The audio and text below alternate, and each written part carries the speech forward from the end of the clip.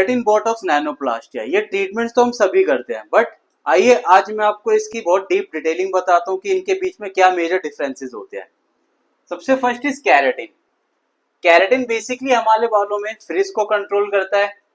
Dry इसको हम कर सकते हैं, ये सबसे बेस्ट रहता है ड्राई और रफ हेयर पे। इसका जो रिजल्ट आता है वो आता है सॉफ्ट एंड स्मूथ, और ये हमारे बालों में कुछ परसेंट तक शाइन भी देता है। इसमें हमें स्ट्रेटनिंग लेवल 30 to 50% मिलता है। इसका टाइम ड्यूरेशन 35 to 50 वॉशेस होता है। ये टोटली डिपेंड करता है क्लाइंट की होम केयर के ऊपर। Then second one is botox. Botox को मेनली हम करते हैं डीप कंडीशनिंग के लिए।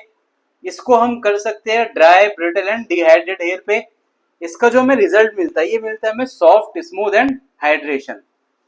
20 से 60% तक की स्ट्रेटनिंग प्रोवाइड करता है। ये टोटली डिपेंड करता है आपके ब्रांड के ऊपर कि आप किस ब्रांड का बोटॉक्स ट्रीटमेंट चूज कर रहे हो। देन इसका जो टाइम पीरियड होता है 30 to 50 वॉशेस तक होता है। Then third is nanoplastia. Nanoplastia आज के टाइम का बहुत ही ट्रेंडिंग ट्रीटमेंट है।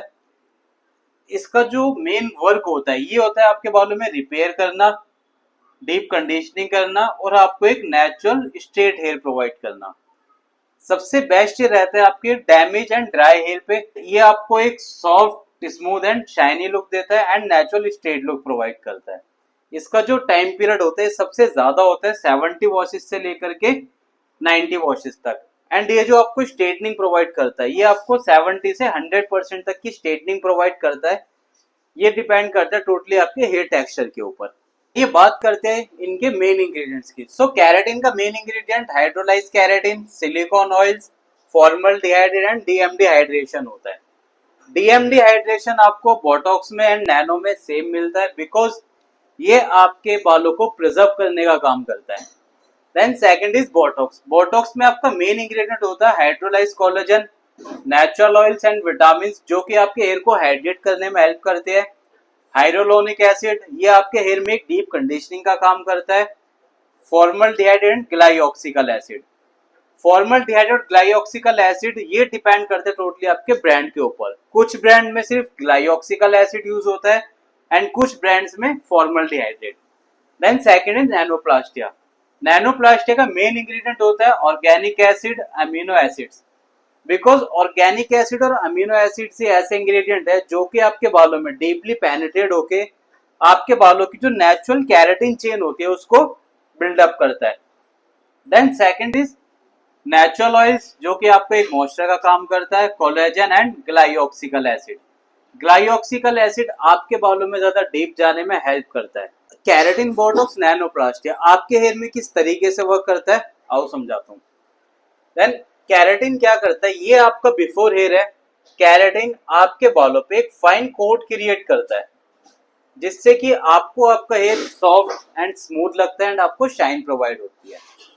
ये आपके बालों में कुछ इस तरीके से है जैसे कि आप अपने किसी भी डॉक्यूमेंट पे एक लैमिनेशन कराते हो, सेम ये आपके बालों पे कैरेटिन एक टाइप की लैमिनेशन करता है।